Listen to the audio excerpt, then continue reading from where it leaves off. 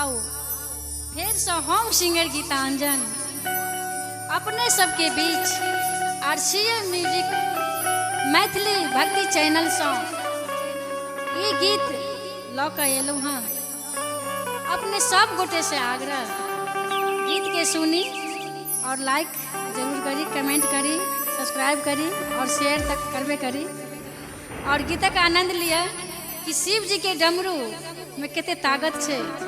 तो जता छी सब गोटे अपन अपन ताकत देखावत झूमत शिव जी के गीतक आनंद लिया। बोले हर हर महादेव, हर महादेव। डिम डिम डमरू बजाई गयो रे शिव गुरु हमारे, गुरु हमारे शिव गुरु हमारे, गुरु हमारे शिव गुरु हमारे,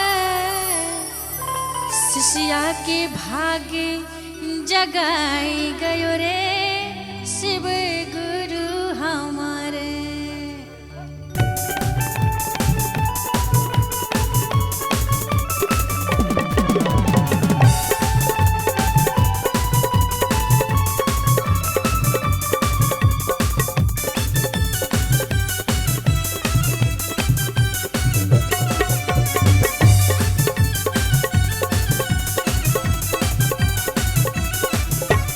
डिम डिम डमरू बजाए गयो रे